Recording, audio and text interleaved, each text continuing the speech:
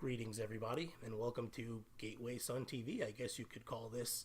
For years, you've been reading about what goes on with the Gateway Services District, the Board of Supervisors meetings, how they operate, some of the decisions that get made there. So today I thought, well, I'll make a video breaking down one of, the decisions that they made at last Thursday's meeting. 9 times out of 10, whatever's on the agenda, it's boilerplate, it's common sense, 5-0 vote, rubber stamp, nothing interesting. This one thing, though, which you're going to see happen on video, is 1, 2, and possibly 3 of the supervisors were railroaded into a decision that breaks a promise that they've made for years in regards to the Lake Bank Restoration Project. Basically, it's always been agreed that only residential property pond banks would get fixed and never the golf course.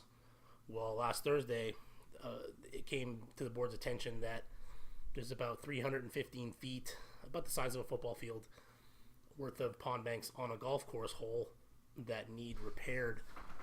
And rather than stick to, what they had promised over and over, they actually went ahead and decided to go ahead and spend $60,000 to fix this this one section of the golf course, and that of course opened up concerns that there's a can of worms that would be open, and this would lead to other things. And anyway, we'll get to the video in just a second, but first we'll do some introductions.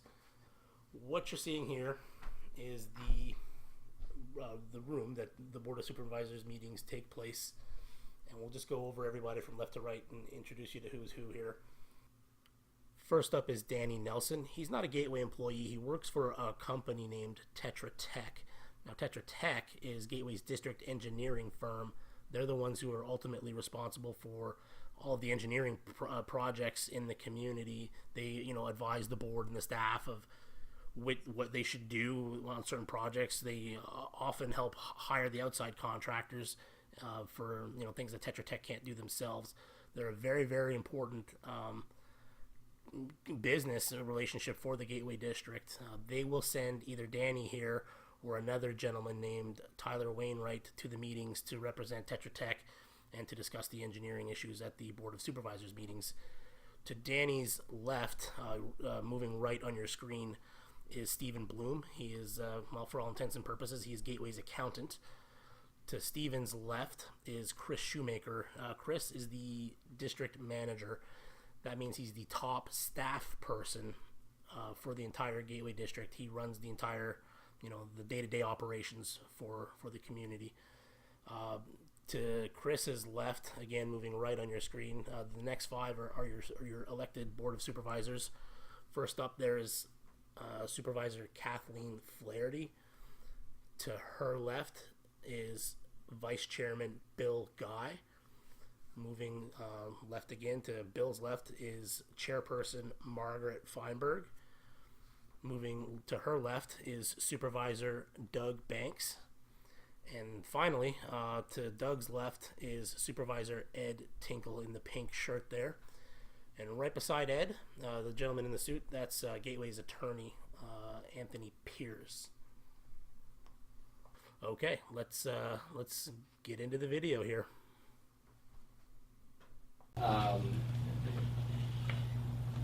We good? Yes. Good. Okay.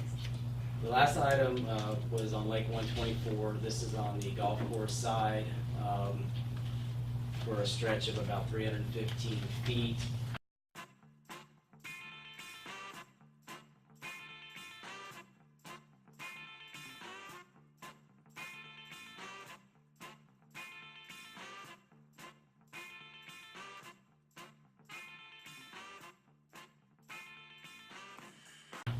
Repair.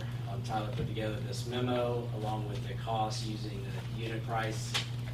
So if this was something that the board wanted to entertain, the 2 items that he had in there were to have the contractor supply the material and install it using the unit price that he has.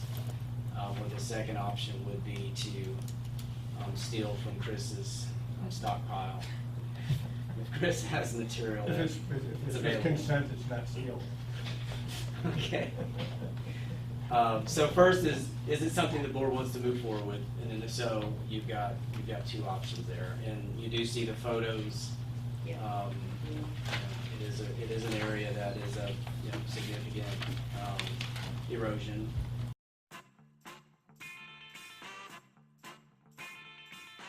It's an area of high volume sheet flow. Is the fabric available, Chris? Well, the fabric probably is. We actually allocated most of that for the next two lakes. It's been sold to Matt Tower. But it's 315 feet available. I think 315 feet, the only issue I have would be the anchors, the number of anchors.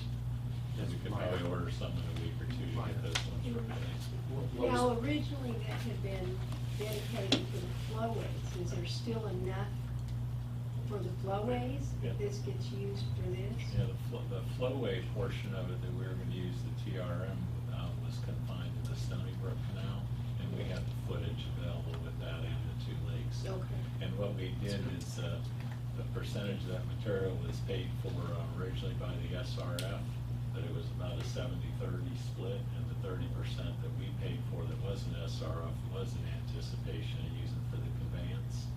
And that material's gone up about 20% since that material was ordered. So, but we have enough 315 feet. But we have to be careful on that, conveyance, because that wasn't SRF approved. Well, we paid for Yeah. 30% We of did the it material that was On not the general SRF. fund, I believe. Yeah. Correct, Mhm. right.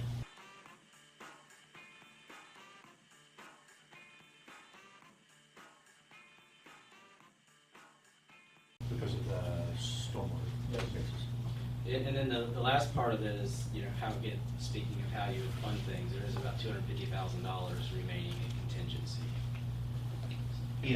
On Pond 124. Yeah. I make a motion to proceed with change order with Metro to do this work on this 315 feet. It's plain down dangerous. As part of that, Mr. Tinkle, would it be that the district provide the material? I'm I'm guessing from what Chris said that that is available, so yes. And I'm a little queasy about using that material if we're not gonna have enough. You're sure we have enough to do the two lakes for, if that Met Tower's doing, and to provide enough for anything on the flowway? Yes, because the conveyance at Stony Brook is about 900 feet Mhm. of material in holes, so that's not a big consideration. There's 300 feet there, so the 1,200 feet total. And with what Mr. Tinkle's looking at over here, this project, it would really only take about 3 rolls to do that whole area. Okay, and how many rolls do we have out here? 24. Oh, okay. And the ponds that they're working on right now, the one over in Callaway Greens is minor as far as material goes. It's about 100 feet. And the Stony Brook, we have covered too. All right. I think it's, yeah, I think it's important too to, if we have opportunities now to leverage that material, we need to do it, because you don't want that stuff sitting out long periods of No, time. There's a, that's true. It will all be gone in the next 3 months. So I will second Mr. Tinkle's motion for May I ask a question or two discussion. before we go to the vote? Absolutely. Excuse me, Madam Chair. I believe this sets a precedence because previously this board had decided that we were not going to do these kinds of repairs on the golf course side, even though we own the body of water in both sides. And I'm always cautious about setting a new precedent. So I would like to be convinced that this is absolutely necessary, and I'd like to be convinced as to why the 315 feet is so important. Can you have someone help me there? May I address? Go right ahead. So I don't think it is a precedence because the precedence was that we're doing the entire residential side. So we're restoring the entire residential side. This is one small area on a golf course that has extreme erosion. So that is an area that if the water management district were to come to us, we would have to make that repair. So we're Yes, the South Florida Water Management District. I have called these people. I have emailed these people. I've spoken to them. I've done public records requests. I can tell you this. These guys want nothing to do with the Gateway Services District. They cringe every time that anyone from Gateway contacts them because it's usually someone from the Board of Supervisors or from Tetra Tech that are trying to cause problems. They do not walk around Florida looking for issues that they can cite communities with. What they do is they respond. They're not proactive. They are responsive. If somebody goes and they file a complaint, then they have no choice. They're obligated to investigate the complaint. And, it's not even like they force communities to immediately deal with every single thing that's put in front of them. They give plenty of time, plenty of opportunity for the district or for the HOA or for whomever to rectify the problem that's been presented to them. But they do not go and actively look for issues. It would take somebody like a Supervisor Tinkle, and it's my belief that he has done his level best to get in their faces, waving up and down, jumping in front of them, waving his arms around, saying, hey, look at all the problems, look at all the problems, look at all the problems in Gateway, and hoping that they would issue a formal order for the community to fix everything that he's talked about. But they have not done that. They've done nothing probably in the past decade, despite the best efforts of the people from the Gateway Services District to try to force them to issue orders to fix things in Gateway. They're fine. They understand that everything in Florida is relative. There are 100,000 ponds in Florida that have issues, and they have no desire to go pond by pond by pond looking for problems. not going and asking to do the entire golf course side. It's an isolated area where you have significant erosion. So I wouldn't argue that that is a precedence that you're setting. The precedence has been you're not touching the golf course size in general, but this is an isolated instance where you've got severe erosion. So what you just heard presented to the Board of Supervisors is this is an isolated incident. It's a one-off, extremely rare, problem on the golf course side where 315 feet, roughly a football field worth of, pond banks, absolutely 100,000% needs to be corrected at the cost of $60,000. It's totally isolated incident. Those are their words, but it took me 45 seconds to find another area of the pond banks on the golf course side where they can make another argument later down the road. And the funny thing is, I was watching this area and they were the only people on the golf course, but they drove right up and used the pond bank to their competitive advantage for their golf game and took a decent swing. And I'm telling you, they got the golf ball to within probably 15 feet of the pin. A brilliant shot, to be completely honest. But obviously the important point here is they can find as many problems as they want to find, and it's up to them to decide how much money of your money they want to spend on these problems. And I'm telling you, the opportunities for them are infinity. If you let them spend, they will spend and spend and spend. They can find as many problems as they want to find. And it's not limited to Gateway. That's the thing, right? It's every community in Florida has these issues, and no other community in Florida other than Gateway seems committed to spending the money for no other reason than because one or two people say, hey, this is what we want to do. This is how I want to spend your money. I'm bored. in Tinkle's case, or I want the community looking a certain way in terms of Feinberg's case. You know, if you guys want them to spend your money, they will do it. They're apt to do it. They've proven themselves that they will do it, and it's just a case of how much you are willing to let them do. So I don't think it's the same. And this is a high Very high flow risk. water area. Yes. Narrow, high flow. All the water of Gateway basically comes through here. Yes. And Madam Chairman, if I may, in response to Mr. Guy's question, add to that, my understanding is that the drop-off is a couple of feet. And typically South Florida doesn't like a drop-off greater than 9 inches. 9 number inches, one. right. Number two, there's case law out there indicating that when you are not in compliance with a permit to that extent, either slope or drop-off, that typical protection from liability for someone falling into a water body may go away because you're not in compliance with your permit. There's a case that I found where the court refused to dismiss an action because there was an assertion that the slopes were not achieved or the permit conditions were not met. So to minimize liability, it's also another factor besides the hydraulics and stormwater function.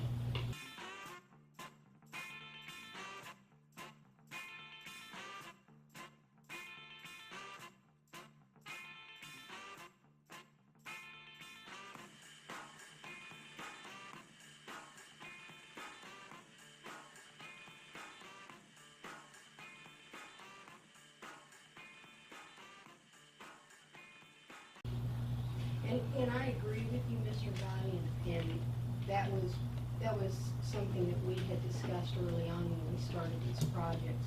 This particular area, and there's a lot of golf course bank, is of concern because of the flow, the high level of flow that runs through this particular area. It's a bottleneck, and this is going to get worse and worse and worse and worse. Chris, can you go back at plan view, or stand back one so Bill can see the plan view? Just give you the idea. Bill, there's gives you an idea. We went out there on a boat, and specifically we're looking at how we can minimize this, and the two endpoints was essentially where the combination of the escarpment and the slope came back close to 4-to-1. We said, that's it, no sense going any further either direction. So that's how that was, the limit was tied down to 315. Yeah, Mr. Guy, again, a follow-up, just quoting from the case.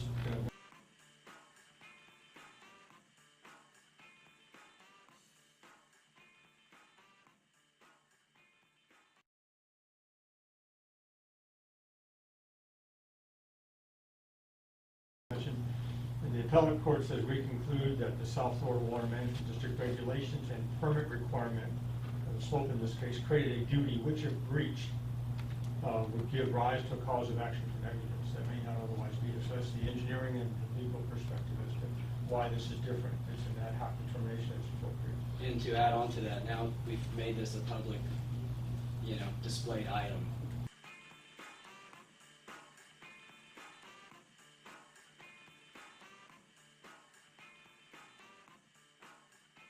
So, not putting you on the spot to vote for it, I'm saying, you just now put that out there as a public item, that is an issue.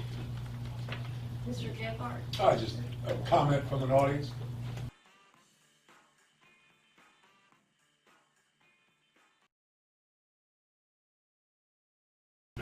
The problem is the escarpment.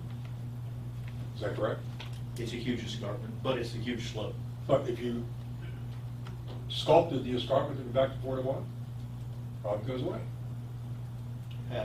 We talked about that out there. The problem you run into is going back to reach that, you might go outside the LME very easily. Then you work with the golf course, it's going to save you a couple $100,000. Well, you still have got to do something in that area, Bob.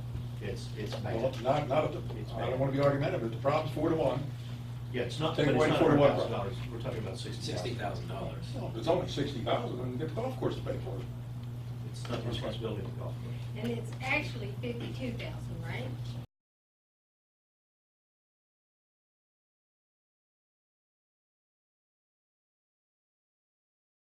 Sure, I don't know. Yeah, there's some 2,608 contingency money in there. dollars and 15 cents? Yes. I'll kick in the 15 cents.